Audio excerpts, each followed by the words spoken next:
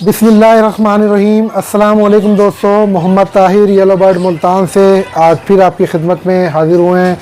उम्मीद है आप और आपके आज का जो टॉपिक है ना वो बड़ा यूनिक, नहीं कहूँगा कि यूनिक इसलिए नहीं है कि आजकल हर दूसरे बंदे को प्रॉब्लम है डेड इन शेल।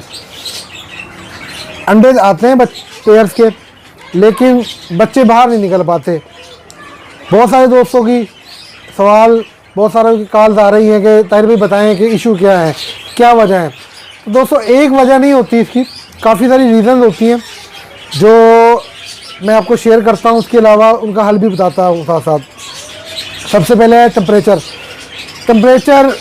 अगर आपके शेड का, आपके जहाँ पे आपने बर्ड रखा हुआ है, उसका सही नहीं होगा, अचानक फ्लक्चुएशन की वजह से टेम्परेचर हाई हो जाता है या लो होता है, तो जाहिर सी बात है तो उसकी वजह से चांस होगा कि अंडे में बच्चा एक्सपायर हो जाएगा, डेड इन शेल हो जाएगा। इसकी इसी तरह नमी है, नमी ऊपर नीचे होने की वजह से भी इशू आता है। तो कोशिश करें आपके पास ह्यूमिडिटी मीटर लाजमी लगा हुआ हो, लाजमी लगाओ, ताकि आपको पता हो कि यार आपके शेड की टेम्परेचर कितना है, ह्यूमिडिटी कितनी है। आइडियल जो ह्यूमिडिटी है वो एक नॉर्मल मैं बता देता हूँ आपको, आमतौर पे बर्ड टू बर्ड वेरी करती है। अगर आपके शेड की ह्यूमिडिटी 50 से 70 के दरमियान है और टेम्परेचर 20 से 30 के दरमियान है, तो बड़ी उम्मीद है अल्लाह की तरफ से कि आपके बर्ड प्रॉपर जो है वो ब्रीड करेंगे, कंडीशन में होंगे और प्रॉपर वो बर्ड को अंडे हैच होंगे उसके। अगर इनमें थोड़ा सा फ़र्क आता है, फ्लक्चुएशन आती है ऊपर नीचे, तो ये इशू वो ये भी हो सकती है कि वीक एम्ब्रियो से मुराद बच्चे का कमज़ोर होना है। बच्चा कमज़ोर क्यों होगा? फ़र्ज़ किया आपने अपने पेयर को वो डाइट ही नहीं दी जो उसको डाइट की ज़रूरत थी, जो विटामिन की ज़रूरत थी, मिनरल्स की ज़रूरत थी, वो आपने बर्ड्स को नहीं दी। जाहिर सी बात है वो कमज़ोरी माँ बाप में भी आएगी, वो कमज़ोरी बच्चे में भी जाएगी, बच्चा सर्वाइव। उसके बाद दोस्तों एक रीज़न ये भी हो सकती है कि फ़ीमेल ने अंडे को टाइम ही नहीं दिया, इंक्यूबेट ही नहीं किया। उसकी रीज़न क्या हो सकती हैं? नाइट फ्लाइट, मतलब है कि आपने आपके शेड में जो है वो अंधेरा है, रोशनी ही नहीं है रात को, कोई जानवर आया, वो डर की वजह से या अंधेरे की वजह से उसने अंडों पे बैठी ही नहीं वो। वैसी बात, जब उसे प्रॉपर टाइम ही नहीं दिया तो अंडे ठंडे हो जाएंगे, बच्चा एक्सपायर हो जाएगा।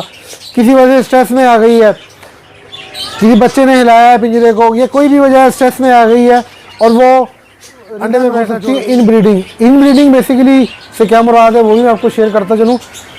बाद मरतबा होता ये है कि आपने 10 पेयर लगाए हुए हैं, अब 10 पेयर में जब आप ब्रीड लेते हैं 10 पेयर से, तो आगे फिर दोबारा से उन्हीं पेयर की आपस में लगा दिया आपने।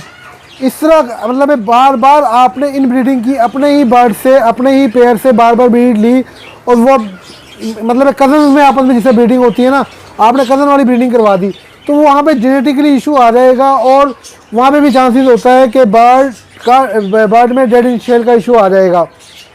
एक रीज़न ये भी हो सकती है दोस्तों कि आपने जो पेयर लगाया है वो इनमेच्योर है, छोटी एज का पेयर लगा दिया है आपने, तो जाहिर सी बात है पेयर नया था, उसको हैंडलिंग नहीं आई अंडों की, प्रॉपर से इंक्यूबेट नहीं कर पाए, तो ये भी वजह हो सकती है। एक वजह हो सकती है कैल्शियम की कमी है ज़्यादती। अगर फ़र्ज़ किया आपने कैल्शियम बहुत ज़्यादा दी है, बहुत ज़्यादा कैल्शियम दी है, जाहिर सी बात है जो उसका एग शेल है, अंडे का छिलका है, वो हार्ड हो जाएगा। जब हार्ड हो जाएगा तो बर्ड उसमें से निकल ही नहीं पाएगा। या आपने कैल्शियम प्रॉपर नहीं दी, जब कैल्शियम प्रॉपर नहीं दिया आपने तो अंडे के छिलके में कमी रह जाएगी। तो ये कुछ मेन रीज़न थी। इनके सोल्यूशन में दोस्तों हमने बात की थी टेम्परेचर और ह्यूमिडिटी की। टेम्परेचर जाहिर सी बात है, पहले तो मैंने आपको कहा कि आपके पास टेम्परेचर मीटर लाजमी होना चाहिए, ह्यूमिडिटी मीटर लाजमी होना चाहिए, ताकि आपको कंफर्म हो गया टेम्परेचर और ह्यूमिडिटी है कितनी। अगर आपके शेड में टेम्परेचर कम हो रहा है या ज़्यादा हो रहा है, उसके मुताबिक आपको जाहिर सी बात है, अगर ज़्यादा हो रहा है टेम्परेचर तो आपको कूलर यूज़ करना पड़ेगा, अगर कम हो रहा है तो जाहिर सी बात है हीटर यूज़ करना। कम है अगर उसके लिए तो ह्यूमिडिफायर यूज़ करते हैं लोग, मुख्तलिफ तरीके हैं। जिस तरह किसी बर्तन को जो है ना, बर्तन में पानी रख के उसको चूल्हे के ऊपर रख देते हैं ताकि उससे भाप बनती रहे।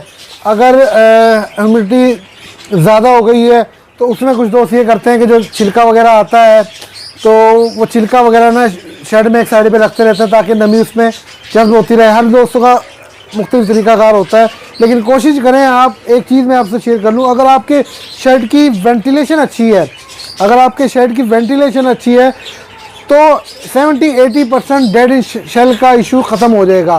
कोशिश किया करें वेंटिलेशन आपकी अच्छी हो, आपके शेड में एग्जॉस्ट हो, अगर एग्जॉस्ट ना भी हो तो 2 साइड से इसकी वेंटिलेशन हो कम से कम, तो आपको डेड इन शेल का। इसके अलावा मैंने बात की आपसे विटामिन की कमी या बर्ड स्ट्रेस में आ गया है, तो जाहिर सी बात है अगर स्ट्रेस में तो कोशिश करनी पड़ेगी आपको कि स्ट्रेस से निकाला जाए।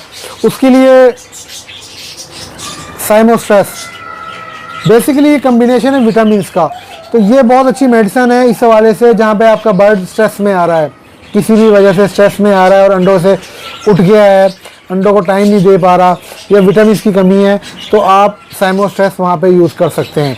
डोज़ इसकी बड़ी सिंपल सी डोज़ है कि आप हाफ ग्राम 1 लीटर में या 1 ग्राम 1 लीटर में यूज़ कर सकते हैं, वो बर्ड की कंडीशन पे डिपेंड करता है। लास्ट रीज़न दोस्तों हो सकती है डेड इन शेल की, वो है बीमारी से। अब आप कहेंगे कि अंडे में बीमारी से बच्चा किस तरह मरेगा। बाद मरतबा आप अंडे फोस्टर कर रहे हैं गिले हाथ से या इन्फेक्शन वाले हाथ से, आपने जो है ना अंडा उठा के किसी दूसरी साइड पर रख दिया, कैंडलिंग कर रहे हैं, अंडा चेक कर रहे हैं, आपने उठाया, आपके हाथ में जरासीम थे, जाहिर सी बात है वो छिलका है, छिलके में चांस होता है कि बैक्टीरिया अंदर चला जाए, ये भी एक रीज़न हो सकती है। तो ख्याल से एहतियात से दोस्तों ये डेड इन शेल के रीज़न ही आपसे शेयर की, सॉल्यूशन भी इससे आपसे शेयर की है मैंने। मेडिसिन जो मैंने बताई, रिक्वेस्ट ये करूँगा कि मेडिसिन, मेरा कभी भी ये मकसद नहीं होता कि जो मेडिसिन मेरे पास हैं वही आप यूज़ करें। कोशिश करें जो भी आपके पास मेडिसिन अवेलेबल है, अगर मल्टीविटामिन में बता रहा हूँ जो आपके पास अवेलेबल है, एंटीबायोटिक जो आपको बता रहा हूँ वो अगर आपके पास कोई और दूसरा अवेलेबल है तो आप इसको यूज़ कर सकते हैं। मेरे पास क्योंकि जो चीज़ अवेलेबल होती है कोशिश करता हूँ कि वो मैं आपको शेयर कर दूँ थोड़ा सा, ताकि आपको आइडिया हो जाए, तो वो यूज़ कर सकते हैं आप। तो काइंडली इस टॉपिक के बारे में ज़रूर डिस्कस कीजिएगा। लास्ट वीडियो में हम लोगों ने शेयर किया था, कहा था कि हम लोग एक छोटा सा गिफ्टिंग का जो है ना सेगमेंट स्टार्ट कर रहे हैं, ताकि आप लोगों का इंटरेस्ट भी बढ़े और जो नए फैंसियर हैं, नए शौकीन हैं, उनका कुछ फ़ायदा भी हो हमारा वीडियो देखने का। तो दोस्तों एक छोटा सा गिफ्ट इस बार जो है हम लोग एक अच्छे दोस्त को, सब्सक्राइबर को जो है वो देंगे, वो है टाइलोफर्सिन 100 ग्राम का पैकेट। इसका प्रोसीजर जो है, क्या तरीक़ाकार है, किस दोस्त को मिलेगा, वो इंशाल्लाह आपको नेक्स्ट वीडियो में शेयर करूँगा। तो दुआ में याद रखिएगा दोस्तों, कोशिश किया करें हमें जो है ना टॉपिक बताते रहा करें कि किस तरह का टॉपिक हम आपसे लेके आए हैं, कौन से मसले मसाइल आप फेस कर रहे हैं, जिसका हम डिस्कस करें। कोशिश मेरी यही होती है कि जो मुझे थोड़ा बहुत मालूम है वो मैं शेयर कर लूँ, या कोई अच्छा मेरा सीनियर है, मेरा अच्छा कोई दोस्त है, उसके पास चला जाऊँ। तो दुआ में याद रखिएगा, इंशाल्लाह नेक्स्ट टॉपिक के साथ फिर आपके पास हाजिर होंगे। अल्लाह हाफिज़।